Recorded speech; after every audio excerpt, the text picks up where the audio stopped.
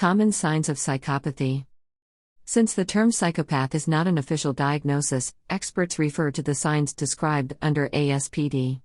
According to Maysand, some of the more common signs to be aware of include socially irresponsible behavior, disregarding or violating the rights of others, inability to distinguish between right and wrong, difficulty with showing remorse or empathy, the tendency to lie often, manipulating and hurting others, recurring problems with the law, general disregard towards safety and responsibility.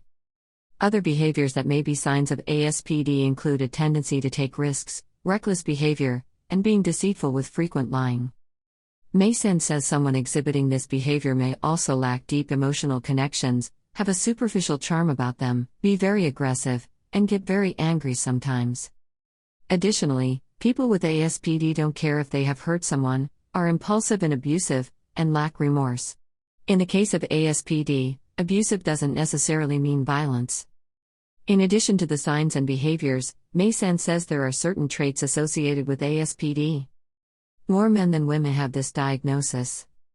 Technically, to receive an ASPD diagnosis, you have to be 18 years of age. But some people will show signs of conduct disorder, which may be an early indicator of ASPD, as early as age 11. It's a chronic condition that seems to improve with age. Mortality rates are higher in people with ASPD because of their behavior. Psychopath versus sociopath. Like many other terms in the field of psychology, psychopath and sociopath are often used interchangeably, and it's easy to see why. Since sociopath is not an official diagnosis, it joins psychopath under the umbrella diagnosis of ASPD. There is no clinical difference between the two. Some people make an artificial distinction based on the severity of the personality disorder, but that's incorrect, explains Maysand. They will say that psychopathy is a more severe form of sociopathy, but again, that is really incorrect. Both psychopath and sociopath are other terms or ways to describe ASPD. The behaviors that are seen in both fall under the symptoms in the ASPD category. The word psychopath is often misused by the general public. That's why it's important to demystify the term and explain the correct diagnosis and terminology to use when describing this particular set of behaviors.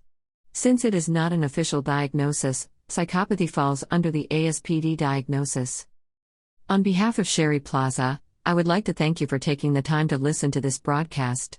And, please stop by and visit again. Have a very blessed day.